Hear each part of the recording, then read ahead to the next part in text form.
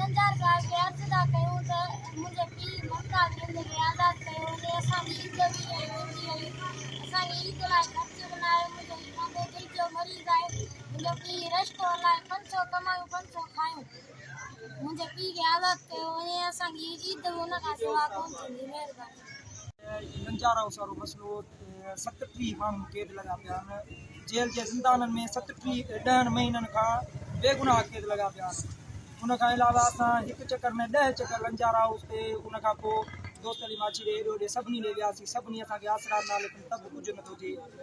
तक़रीबन 4 महीननि खां ATC जो जज उथारे छॾियुनि, जेको ATC जो जज ज़मानत खणण लाइ मौजूदु न हो।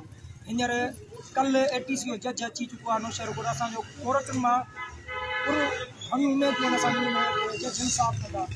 असां वरी बि जज साहब खे इहा अपील कंदासीं, महिरबानी करे जेका हुजे डेरेट करे बेगुनाह खे आज़ादु कयो। लंजार साहब कहिड़ी अपील कंदो? लंजार साहब खे इहो ई चवंदासीं 10 महीननि खां जेके बेगुनाह माण्हू ॿधा पिया आहिनि, बेगुनाह उन्हनि जे घरनि में राशन कोन्हे को। मुंहिंजो बाबा जो ऑपरेशन आहे जेको नवाबशाह अस्पताल में हींअर दाख़िल आहे, जंहिंजो शाम राति 9-10 बजे जो टाइम मिलियल आहे।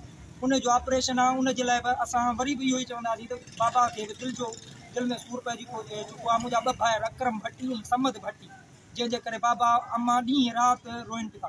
महिरबानी करे जेको बि हुजे बेगुनाहनि खे आज़ादु कयो। दुकान ते बीठा हूं जी, छा मसइलो आहे? अस्सलाम वालेकुम साईं। जिन जे अर्ज़ आहे असांजा छोकिरा आहिनि लंजार हाउस वारे चक्कर में खणी आहे। भाउ जेके पढ़ाए छॾनि। असां मज़दूर माण्हू 24 कलाक मज़दूरी कंदड़ आहियूं। हिननि में एफआर वठी चालान कयो। लंजार साहब आयो हाउस ते, असां हुननि खे अर्ज़ु कई। आऊं वधी अर्ज़ु कयो कि महिरबानी करे असांजा बचड़ा असांखे मिलायो, आज़ादु करे ॾियो। 8-10 माण्हू आहिनि पाण में हिते पाड़े जा, घर घर सां गॾु पिया। कुझु भटी आहिनि, कुझु कोरी आहिनि, कुझु खोखर आहिनि। अर्ज़ु इहा सभु मिसकीन माण्हू आहिनि, ग़रीब। असांजो लंजार साहब बि अर्ज़ु आहे। पहिरियां बि असां हाउस ते अर्ज़ु कयोसीं, चयोसीं साईं तव्हांजा बचड़ा तव्हांखे मिलंदा। उन में वॾा वॾा सभु ऑफिसर आहे। कंहिं बि माना 2 महीना थी विया आहिनि, कंहिं बि उहो असरु कोन ॾिसो। मंताज़रिंद आहे। बचड़ा हुनजा आहिनि 5-6 बचड़ा अथनि।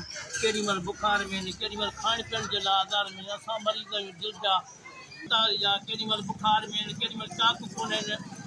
रखो 10 महीना थी विया आहिनि, जेको बंदि लॻो पियो आहे। न इंसाफ़ मिले थो, न जजनि खे को कुझु जज चई कोन था विझनि। लंजार साहब सां रूबरा मिलियासीं। हुन चयो त असां तव्हांजा बचड़ा तव्हांखे आज़ादु करे ॾींदासीं। इहो चई वरी उन खां पोइ जेको दोस्तरी जे बि चयोसीं, दोस्तरीअ जो तव्हांखे बचड़ा मिलंदा त अॻे पुठिता रहो। हिन महीना यको बंदि थी मुलाक़ात, हींअर बि बंदि आहे मुलाक़ात। 2 महीना खनि थी विया आहिनि। जीअं हाउस ते आयो हिते उते मिलियासीं रूबरा। उते चयोसीं हिनखे दवा बि वठी ॾिजो, हिनखे राशन बि ॾिजो, हिनखे 2 लख रुपया बि ॾिजो। मिसकीन माण्हू खे बचड़ो बि हिनखे छॾाए ॾिजो। इहा अर्ज़ु आहे साईं खे। कुझु बि न थियो, उन में को अमल ई कोन थियो आहे। लंजार साहब जी अर्ज़ु आहे। वरी बि अपील था कयूं, महिरबानी करे असांखे पंहिंजो बचड़ो आज़ादु करे ॾियनि।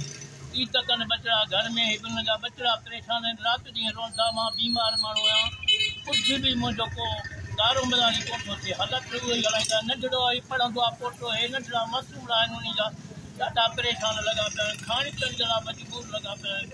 साईं जन खे अर्ज़ु आहे महिरबानी करे असांखे पंहिंजो बचड़ो आज़ादु करे ॾियनि।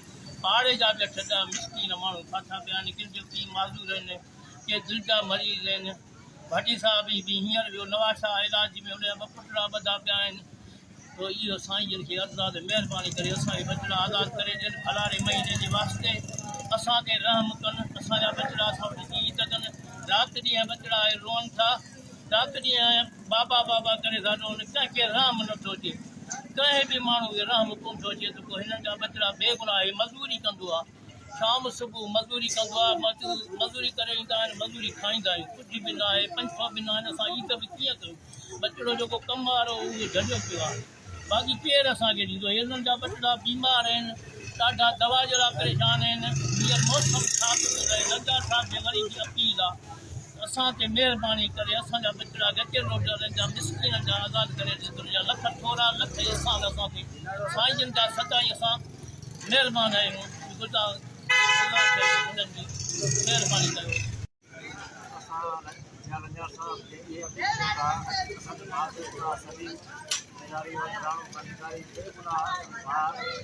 जेल में थियो आहे। असांखे माना अगरि